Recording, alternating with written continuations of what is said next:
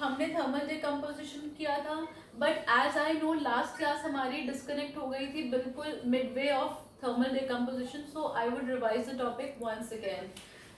यहाँ पे बच्चों थर्मल डिकम्पोजिशन का मतलब होता है ब्रेक डाउन और डिकम्पोजिशन ड्यू टू हीट। जब कोई भी सब्सटेंस, कोई भी रिएक्टेंट पे हम हीट का एक्शन देते हैं, उस under the action of heat वो कॉम्प्लेक्स रिएक्टेंट कई सारे प्रोडक्ट में ब्रेक हो जाता है। यहाँ पे बच्चों सबको पता होना चाहिए डिकम्पोजिशन में हमेशा हमेशा एक रिएक्टेंट से नंबर ऑफ प्रोडक्ट्स बन सकते हैं, ठीक है। ये ऑपोजिट केस होता है कॉम्बिनेशन का। तो डिकम्पोजिशन के अंदर ये ब्रेकडाउन होता है हीट की वजह से, ठीक है बच्चों। तो हम यहाँ पर एक रिएक्शन कर रहे थे, that is effect of heat on ferrous sulphate. ये बहुत ही इंपॉर्टेंट रिएक्शन है, that is why I am revising it once and again. यहाँ पे बच्चों फेरस सल्फेट सब जानते हैं FeSO4 होता है, ठीक है। पर जो हमें लैबोरेटरी कंडीशन में मिलता है chemical in laboratories, that is FeSO4.7H2O, जिसको हम कहते हैं हाइड्रेटेड फेरस सल्फेट।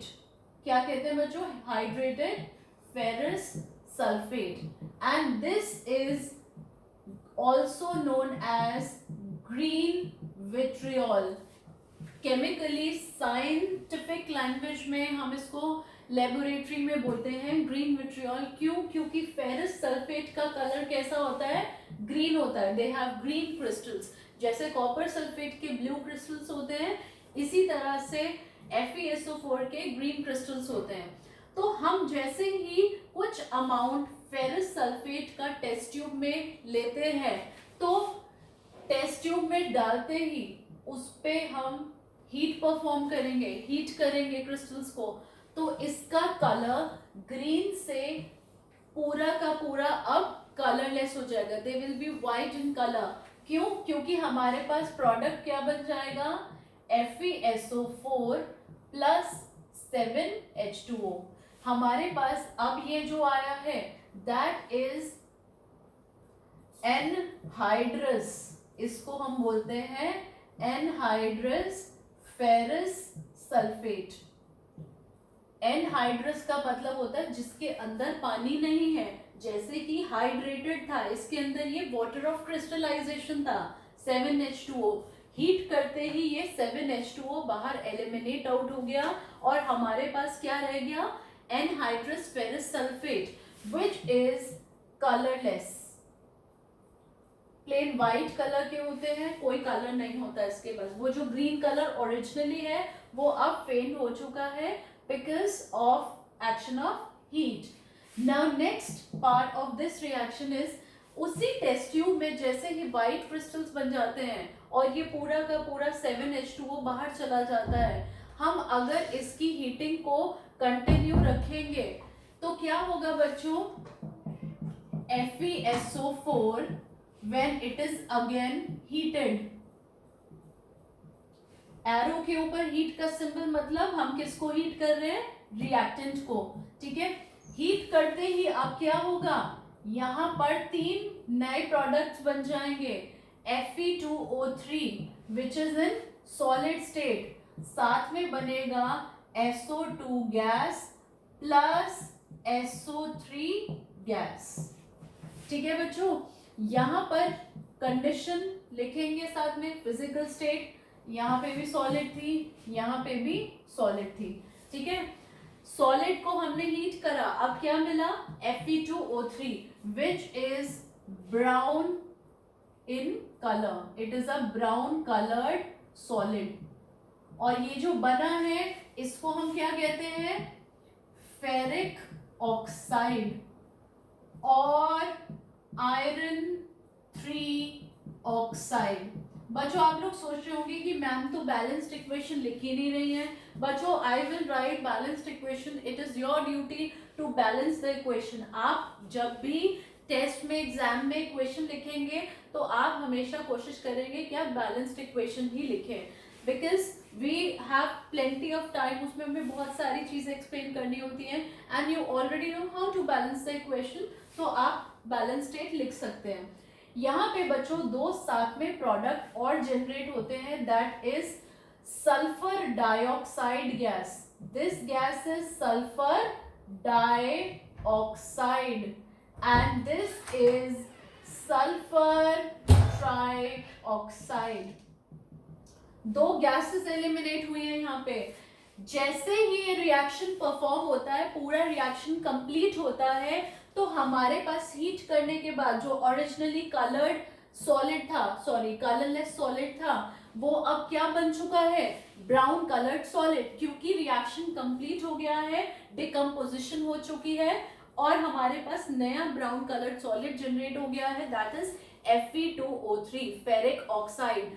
साथ में बच्चों यहाँ पर एक गैस भी एलिमिनेट होगी, दो गैसेस एलिमिनेट होंगी जिसकी स्मेल कैसी होगी, या तो आपको स्मेल होगी बर्न्ड सल्फर जैसी feel, the smell of burned sulphur, और smell of रॉटन eggs,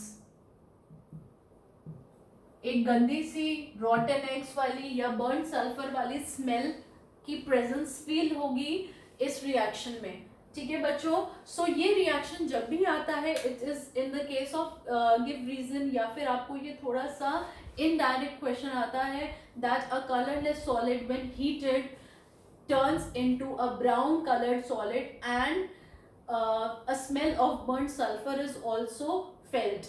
So guess the compound and guess the gases eliminated. तो आपको यहाँ पर कई सारे पार्ट बताने होते हैं रिएक्शन में। आप जैसे ही प्रैक्टिस करेंगे आपको समझ आ जाएगा कि क्वेश्चन में कैसे चीजें पूछी जाती हैं।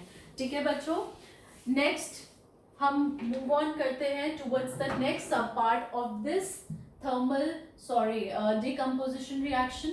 I hope it is clear to each and every one of you. अब बात करते हैं इलेक्ट्रोलिटिक डिकम्पोजिशन की, यानी कि इलेक्ट्रोलिसिस की। इलेक्ट्रो वर्ड का मतलब सारे बच्चे जानते हैं, it is related to electricity. Okay,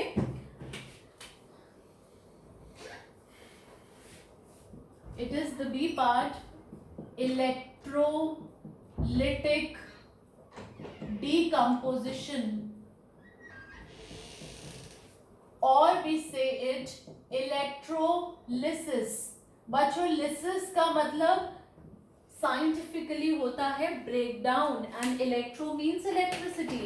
so electricity की प्रेजेंस में जो किसी भी कंपाउंड का ब्रेकडाउन हो रहा है, that is said to be electrolytic decomposition और इलेक्ट्रोलिसिस। ये इलेक्ट्रोलिसिस कैसे होगा, यहाँ पे हम डायग्रामेटिकली मैं आपको भी एक्सप्लेन करूंगी। उससे पहले एक एग्जांपल देखिए बच्चों, H2O, every one of you know what is H2O, it is water, a compound। इस पे बच्चों जैसे ही हम इलेक्ट्रिक करंट पास करेंगे, this will break to give hydrogen gas plus oxygen gas. Upwards arrow means क्या form हुई है, gases form हुई है।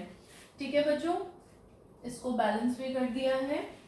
हम देख पा रहे हैं कि under the effect of electric current the compound water is breaking to give hydrogen gas and oxygen gas. तो यहाँ पे बच्चों ये डिकम्पोजिशन हो रहा है, पर यहाँ पे फैक्टर क्या इन्वॉल्व हो रहा है, इलेक्ट्रिक करंट। ठीक है, इसको हम डायग्रामेटिकली कैसे एक्सप्लेन करेंगे। I hope everybody is able to see the diagram. सब बच्चे देख पा रहे हैं diagram? Yes, ma'am. All right बच्चों, दिस इज अ स्टैंड। यहाँ पर हमने इन्वर्टेड बीकर रखा है। And in this is rubber cork जो फिटेड है इसमें। ऑलराइट, ये जो आप दो चीजें देख पा रहे हैं, these are graphite rods. Graphite rods जिसको हम बोलते हैं इलेक्ट्रोड्स। जब भी कभी इलेक्ट्रोलिसिस करते हैं तो इलेक्ट्रोड्स यूज करते हैं, जो कि दो पार्ट्स में डिस्ट्रीब्यूट होती है, one is cathode and one is anode. 9th में पढ़ा हुआ है कैथोड एनोड क्या होता है, दो टर्मिनल्स होते हैं। ठीक है बच्चों, ये जो है अब बैटरी से कनेक्ट करेंगे हम इसको। This is connected to a battery terminal.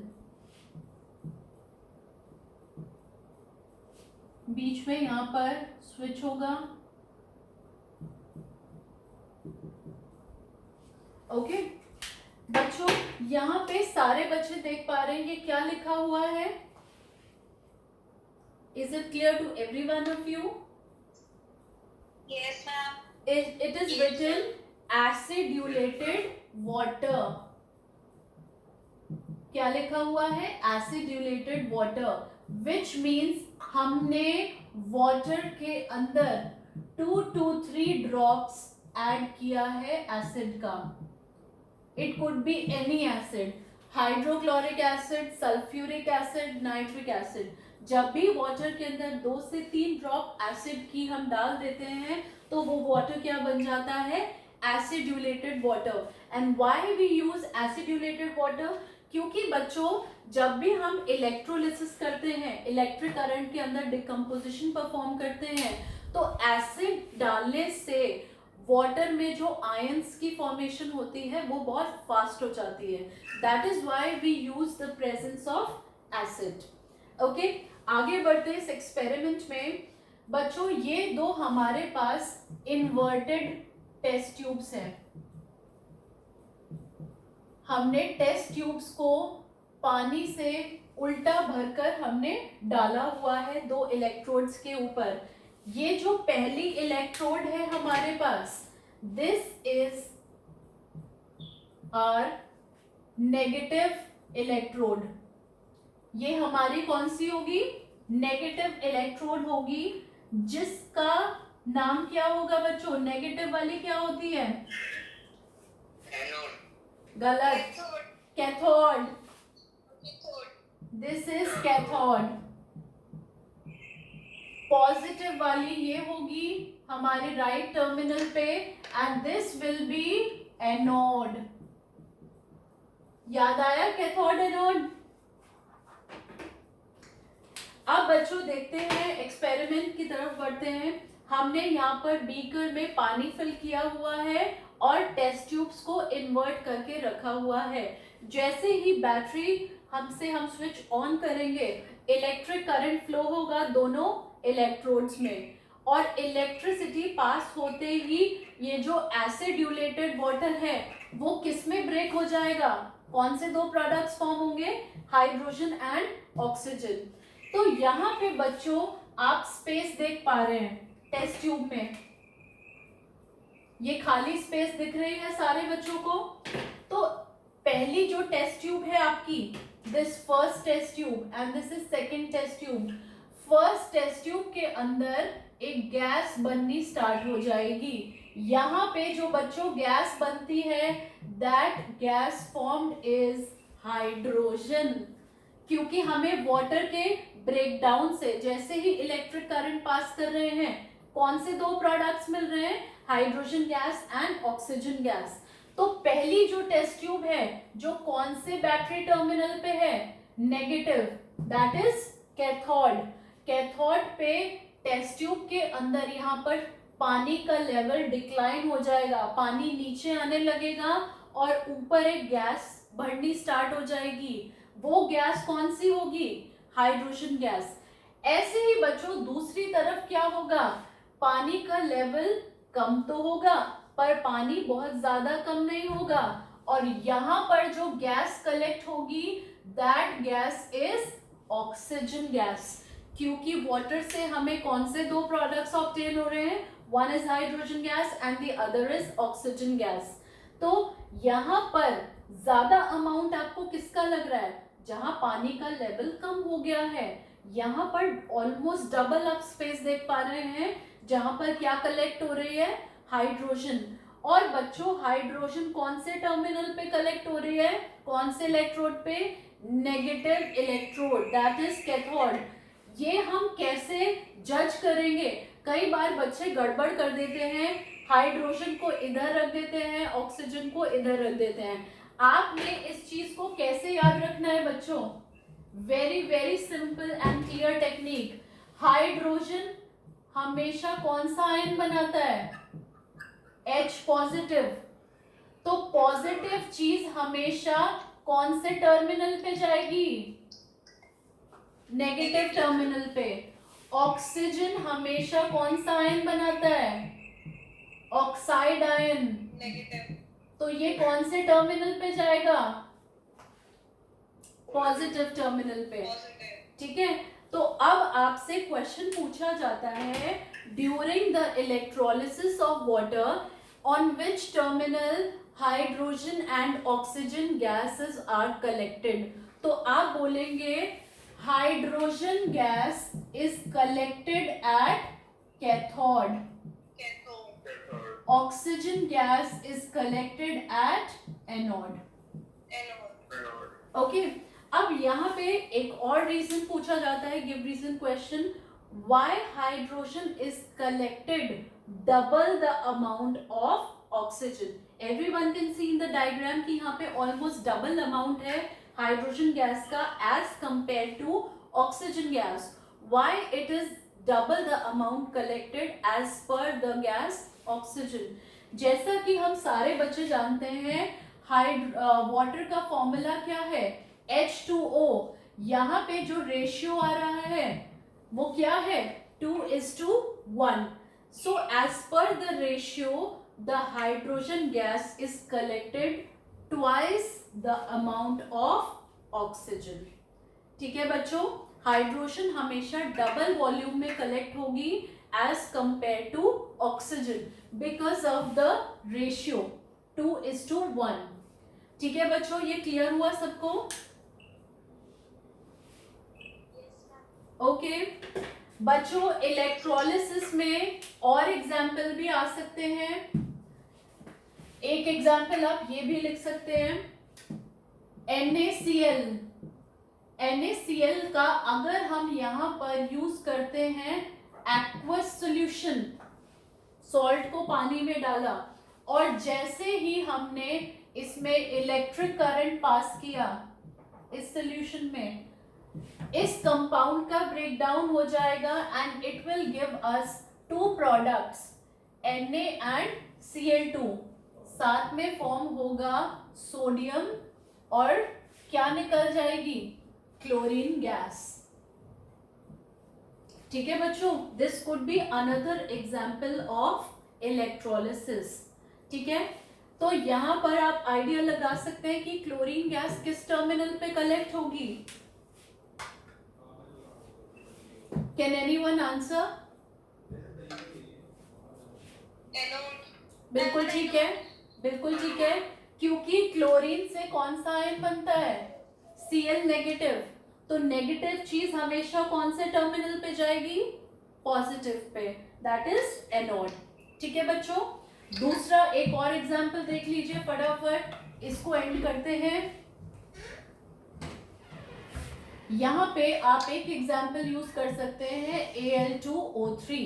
अगर हम लिक्विड एल्यूमिनियम ऑक्साइड, जिसको हम बोलते हैं एल्यूमिना, हम इसको पास करते हैं under the effect of electric current, तो ये ब्रेक हो जाता है टू प्रोडक्ट्स में, one is Al and the other is oxygen gas. ठीक है बच्चों, I hope the equation is balanced now. यहाँ पे एक कंपाउंड से दो प्रोडक्ट्स जनरेट हुए, one is aluminium and the other is oxygen, and the decomposition is taking place under the effect of electric current. ठीक है, तो आप वाटर का एग्जाम्पल भी दे सकते हैं, either of them you can give example. Okay, आगे बढ़ते हैं बच्चों. डायग्राम सबको क्लियर है, सबको समझ आ गया?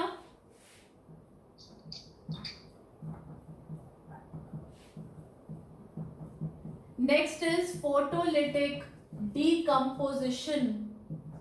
That is the third part of decomposition reaction, जिसको हम क्या कहते हैं? फोटोलिसिस. साइंस में फोटो का मतलब क्या होता है? लाइट होता है. ठीक है बच्चों, यानी कि यहाँ पे जो डिकम्पोजिशन होगा that will be taking place under the action of light. यहाँ पे एक एग्जांपल आप लोग देख सकते हैं, that is AgCl. AgCl क्या होता है? Silver chloride. Very good. Silver chloride एक लाइट सेंसिटिव कंपाउंड होता है. बच्चों लाइट सेंसिटिव मींस अगर उसके ऊपर लाइट पड़ती है तो वो कंपाउंड एकदम से ब्रेक हो जाता है, डिकम्पोज हो जाता है. ठीक है, तो अगर इस सिल्वर क्लोराइड पे हम सनलाइट थ्रो करेंगे या नेचुरल लाइट भी इस पे फॉल होती है तो ये AgCl ब्रेक हो जाता है दो प्रोडक्ट्स में. One is Ag and the other is chlorine gas. State लिखना नहीं भूलेंगे. This will B solid state and this will B gaseous state. तो यहाँ पे बच्चों ये कंपाउंड आपका क्या हो गया? लाइट सेंसिटिव हो गया. दूसरा यहाँ पर एक और रिएक्शन आता है दैट इज AgBr. AgBr क्या हुआ? Silver bromide. Again this is a light sensitive compound. Solid state में होगा ये. ठीक है, इस पे भी जैसे हम सनलाइट थ्रो करते हैं तो ये किस में ब्रेक हो जाएगा? Silver plus bromine gas. यहां पर दो प्रोडक्ट्स बन रहे हैं, one is silver and the other is bromine. यहां पर रिएक्शन बैलेंस कर देते हैं. ठीक है, ये दोनों बच्चों गिव रीजन में पूछे जाते हैं. स्पेशली ये जो कंपाउंड आप देख रहे हैं AgBr.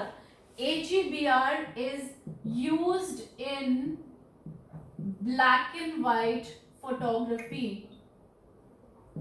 This compound is used in black and white photography. तो आपसे पूछा जाता है when a compound which is light sensitive used in black and white photography is made to expose sunlight, what will happen? तो आप क्या बताएंगे? The compound gets decomposed to give out silver and bromine. Is this clear? बच्चों clear है सबको? Yes, ma'am. यहाँ पे ये दोनों रिएक्शंस ही आएंगे इन केस ऑफ फोटोलिसिस. आगे चलते हैं बच्चों. ऑन दिस नोट आपका second part that is decomposition reaction whole complete होता है, including all the three sub parts, thermal, electrolytic and photolytic. ठीक है बच्चों, आगे चलते हैं थर्ड पार्ट की तरफ दैट इज डिस्प्लेसमेंट रिएक्शन. बच्चों साथ साथ बुक से भी पढ़ते रहना, बैक क्वेश्चंस करते रहना. It will make your concepts more strong and clear.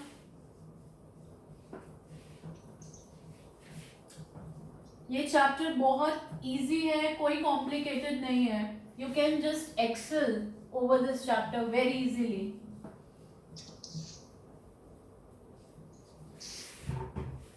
Next is third displacement reaction. Displacement reaction में वर्ड लगा है डिस्प्लेसमेंट. डिस्प्लेसमेंट का मतलब होता है किसी चीज को उसकी जगह से हटा देना. ठीक है, डिस्प्लेसमेंट रिएक्शन में बच्चों इसकी डेफिनेशन क्या कहती है? When a low reactive metal is displaced by a more reactive,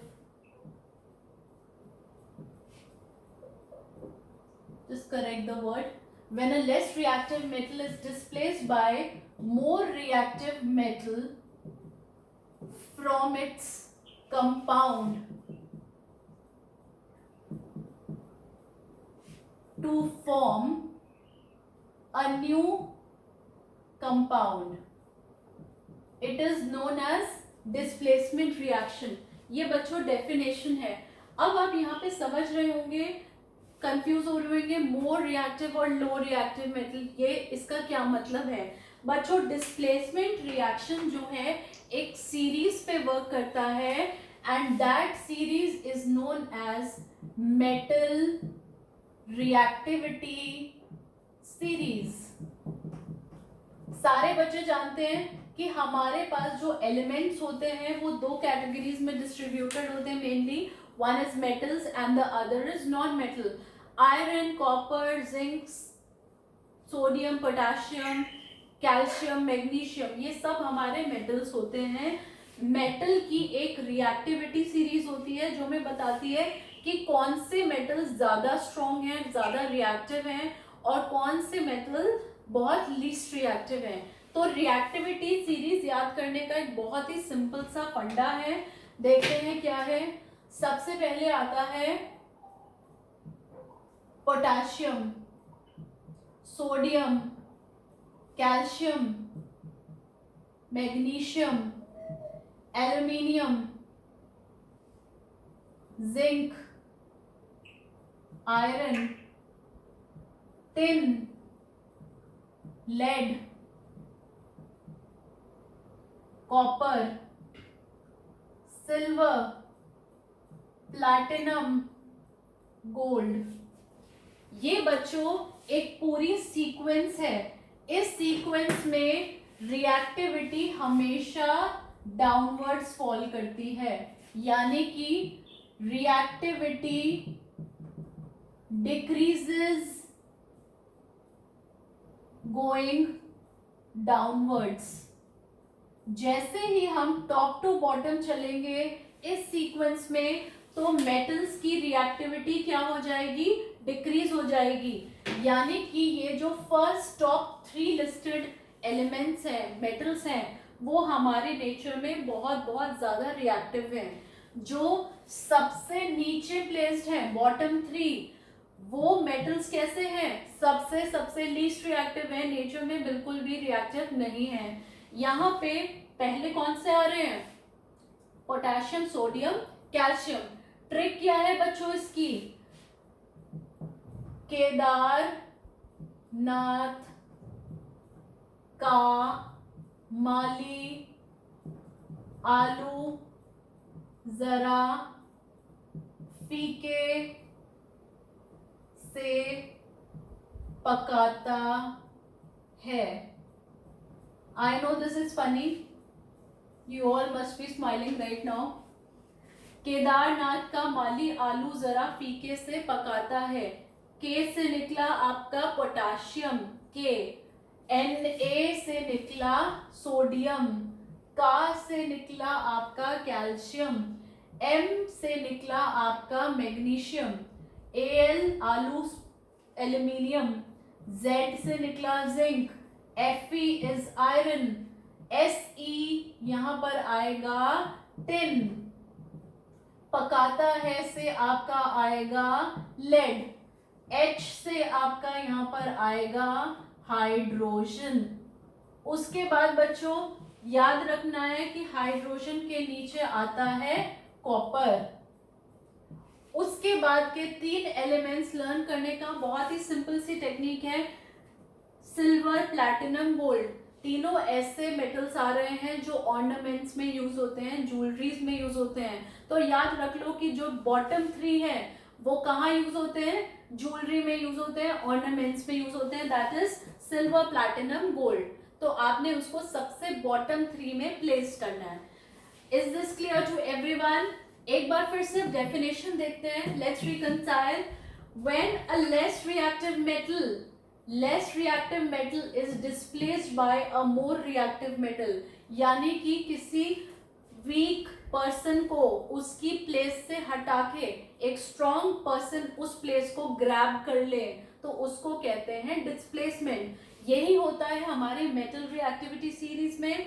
जो मोस्ट रिएक्टिव मेटल्स हैं वो लीस्ट रिएक्टिव को कंपाउंड से हटा देते हैं। ये कैसे होगा बच्चों? देखिए, आपको एक लेमन एग्जांपल देती हूं मैं। सपोज करिए आपके पास एक कंपाउंड है AB and it is reacting with element C। आपको पता चलता है रिएक्टिविटी सीरीज के अकॉर्डिंग कि C ज्यादा रिएक्टिव है एज कंपेयर टू B। तो ये C जाकर क्या करेगा? B को डिस्प्लेस कर देगा, हटा देगा उसके कंपाउंड से और खुद जाकर कंपाउंड बना लेगा। तो ये B क्या हो गया? आपका सेपरेट आउट हो गया।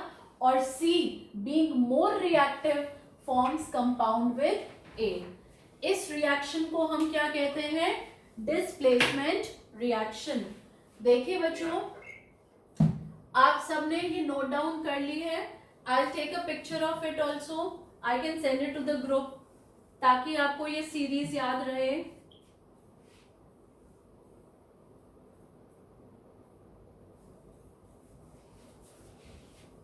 बच्चों, आप जब अलग अलग बुक्स फॉलो करेंगे तो मेटल रिएक्टिविटी सीरीज में आपको एक दो एलिमेंट एक्स्ट्रा मिल सकते हैं। सपोज आपको बेरियम, निकल या और कोई दिया हुआ है लाइक मैंगनीज, तो आप उसको कंसिडर कर भी सकते हैं और नहीं भी। पर ये जो रिएक्टिविटी सीरीज मैं आपको दे रही हूँ इसमें most commonly asked metals listed हैं जिसकी आपको रिएक्शन में जरूरत पड़ेगी। So this is the most followed metal reactivity series. आगे बढ़ते हैं बच्चों, डिस्प्लेसमेंट रिएक्शन में एग्जाम्पल करते हैं।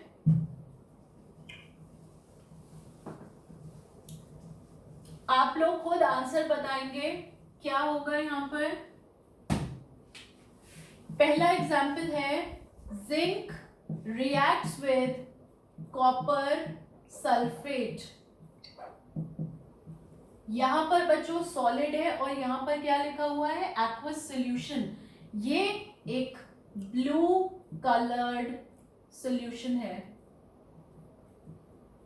ओके, जिसके अंदर हम जिंक ऐड कर रहे हैं। हमें मेटल रिएक्टिविटी सीरीज कंसिडर करनी है। अभी अभी आप लोगों ने मेटल रिएक्टिविटी सीरीज पढ़ी है। कौन ज्यादा रिएक्टिव है? ऑब्वियसली, क्योंकि हाइड्रोजन के बाद आ रहा था कॉपर, तो कॉपर इज जिंक इस कॉपर को क्या करेगा? डिस्प्लेस कर देगा और क्या कंपाउंड बना लेगा? ZnSO4 and copper will remove out. ठीक है बच्चों, यहाँ पर एक नया कंपाउंड जनरेट हो जाएगा that is zinc sulphate and the solution becomes colourless. जो अभी तक ब्लू सॉल्यूशन था उसका कलर कैसा हो जाएगा? कलरलेस हो जाएगा। एक और रिएक्शन देखिए यहाँ पर, मैग्नीशियम प्लस CuSO4। अगेन क्या होगा? Magnesium being more reactive will displace copper and what will be formed?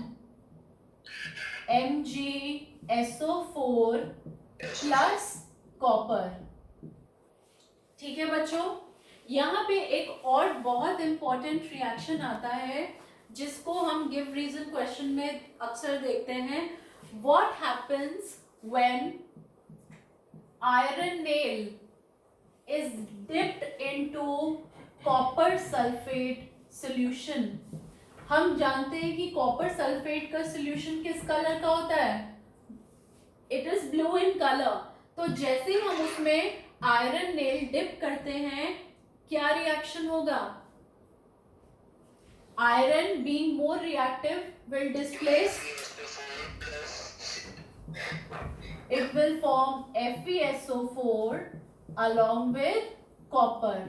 ये जो FeSO4 यहाँ पे बनता है, this forms a green colour solution. ठीक है, आपसे पूरी बात पूछी जाती है यहाँ पर, what happens when iron nail is dipped into blue colored aqueous solution of copper sulfate, will there be a change in color and what are the products formed। तो आपको ये पूरी बात बतानी पड़ती है कि ब्लू कलर से हमारे पास जो सोल्यूशन बनता है that is green in colour. I hope this reaction is clear to you. Okay, अब बच्चा आप लोग बताएंगे, अगर आपके पास ये स्टेट है अब क्या होगा, क्या बनेगा? No reaction will take place. No reaction. Very good, बिल्कुल करेक्ट आंसर है, बट हाउ, आप इसको कैसे बताएंगे? Because copper is yes, very good. आपसे ये भी गिव रीजन में पूछा जाता है, what happens when a silver spoon is dipped into copper sulfate solution, hence no reaction will take place because copper is absolutely more reactive as compared to silver, so there will be no reaction, no displacement will occur। okay, I hope ये बहुत easy है, सारे बच्चों को समझ आ गया होगा, आप इस पे बेस सारे डिस्प्लेसमेंट रिएक्शन खुद कर सकते हैं। एक बार सिर्फ और सिर्फ आपको मेटल रिएक्टिविटी सीरीज याद होने की जरूरत है, आप इस पे बेस्ड हर रिएक्शन अपने आप कर सकते हैं। ओके, आगे बढ़ते हैं बच्चों। करण भाटिया अपना माइक ऑफ कर दीजिए प्लीज। करण भाटिया, सारे स्टूडेंट्स अपना माइक ऑफ रखें प्लीज, ऑल ऑफ यू। बच्चों 10 मिनट्स वाला नोटिफिकेशन आ गया, चलता रहेगा।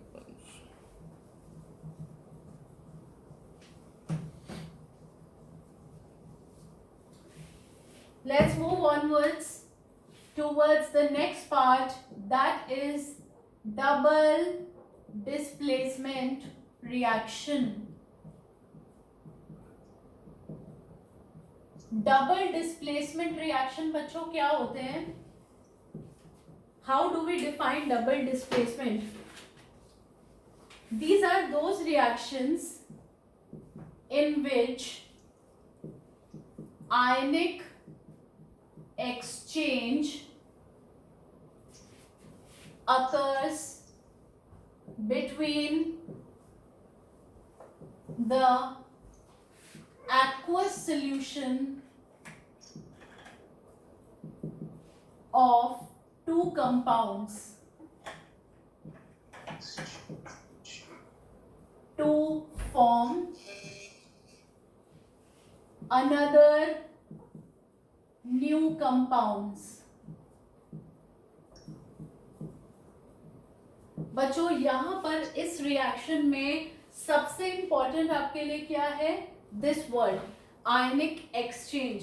हमारे पास सपोज एक एग्जाम्पल है that is AB and CD। आपके पास दो कंपाउंड हैं और दोनों के हमारे पास क्या प्रेजेंट है? एक्वस सॉल्यूशन है। यहाँ पे बच्चों सपोज A ने फॉर्म किया A पॉजिटिव आयन, B ने फॉर्म किया B negative ion, C again will form C positive D negative. तो इन दोनों कंपाउंड्स के बीच में क्या हो जाएगा? आयनिक एक्सचेंज, यानी कि आयंस का एक्सचेंज हो जाएगा। ये जो पॉजिटिव इस नेगेटिव के साथ था, अब ये इसके साथ चला जाएगा और ये इसके साथ चला जाएगा। तो हमारे पास न्यू कंपाउंड्स क्या बन गए? क्या प्रोडक्ट्स आ गए? AD and BC। हमारे पास दो न्यू प्रोडक्ट्स बन गए। This type of reaction is said to be double displacement reaction. Double displacement reaction में वी हैव टू टाइप्स। कौन सी दो टाइप्स है बच्चों? One is precipitation reaction and the other is neutralization reaction. देखिए precipitation क्या होता है, सारे बच्चे जानते हैं, इसमें वर्ड छुपा हुआ है प्रेसिपिटेट, यानी कि प्रेसिपिटेशन रिएक्शन वो डिस्प्लेसमेंट रिएक्शंस हैं जहां पर प्रेसिपिटेट फॉर्म होगा. ठीक है, हमेशा एंड में आपके पास जो एक प्रोडक्ट आएगा that will be short a precipitate. ठीक है, एग्जाम्पल देखते हैं इस पे based. BaCl2. What is BaCl2? Barium chloride. Okay, barium chloride का हमने यहाँ पर क्या लिया है, aqueous solution which is being mixed with Na2SO4. again aqueous solution. Na2SO4 क्या हुआ बच्चों, सोडियम सल्फेट. ठीक है, रिएक्शन पूरा करने से पहले हमें रिएक्शन मैकेनिज्म सुनना है. ये बात मैं अब क्लियर करना चाहूंगी. एक बच्चे ने मुझसे प्रॉब्लम पूछी भी थी कि हमें मैम कैसे पता चलेगा रिएक्शन में आगे क्या प्रोडक्ट्स बनने हैं, वो हम श्योरिटी से कैसे लिख सकते हैं. अब बच्चों इसका मेन यहाँ पर आंसर आता है कि आपको कैसे पता चलता है कि क्या प्रोडक्ट्स बन रहे हैं. आपने हमेशा ये जो कंपाउंड्स हैं उनके आयंस बनाने हैं. यहां से बच्चों क्या आयन जनरेट हुआ, barium ion which has 2 valency and chloride ion. इधर से कौन से 2 बनेंगे, sodium ion and sulphate ion. Alright, यहां तक का स्टेप क्लियर है. हमेशा डबल डिस्प्लेसमेंट में क्या होना है, आयनिक एक्सचेंज. तो बच्चों पहले वाला जो पॉजिटिव था अब वो इसके साथ नो लॉन्गर पेयर करेगा, अब वो किसके साथ जाएगा, दूसरे नेगेटिव के साथ. तो यहाँ पर ये दोनों कंबाइन हो गए और हमारे पास ये दोनों कंबाइन हो गए. ठीक है, सम अप कर दो इनको, दोनों की जॉइनिंग से अब क्या बना, BaSO4 और साथ में क्या बना बच्चों, NaCl. क्लियरली देख पा रहे हैं, BaSO4 NaCl. BaSO4 हमारे पास यहाँ पर क्या बना, बताइए क्या जज कर पा रहे हैं आप. Yes, wonderful, it is a precipitate. और साथ में हमारे पास सोडियम क्लोराइड का एक्वस सॉल्यूशन बन रहा है. This will be formed as a white precipitate. इसीलिए हमने रिएक्शन को क्या कहा है, precipitation reaction, in which surely you are going to get a precipitate. देखिए बच्चों, हर रिएक्शन को आपने इसी तरह से इवैल्यूएट करना है. पर ये जो मैंने आपको रिएक्शन मैकेनिज्म समझाया है ये आपने किसी भी टेस्ट में या एग्जाम में ओपनली एक्सपोज करके नहीं लिखना है. This is just your help which I am providing you.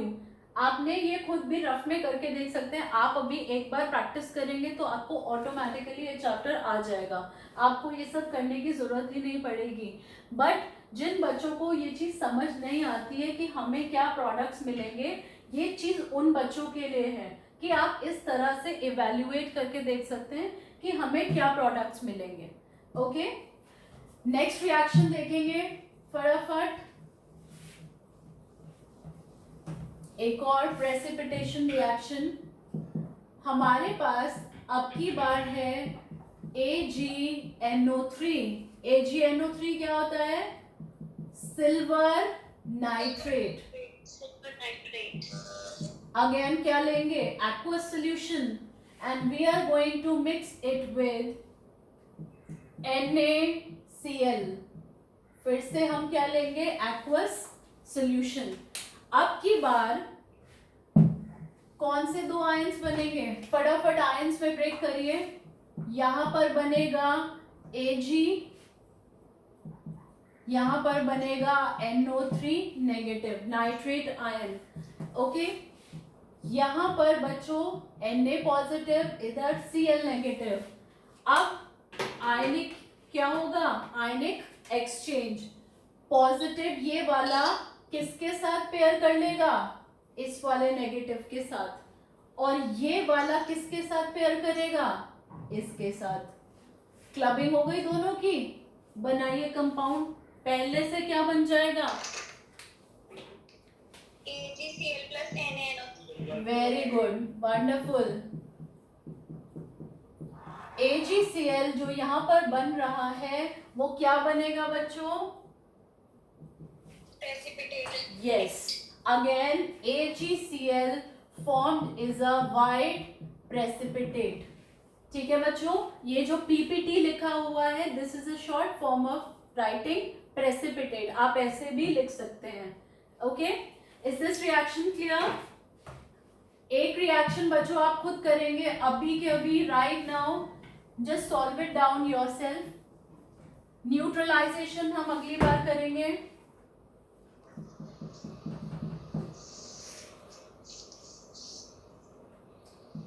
CuSO4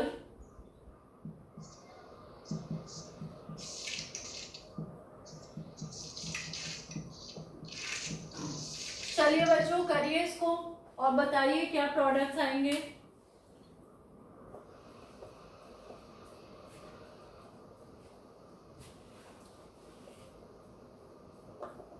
ions में ब्रेक करिए पहले।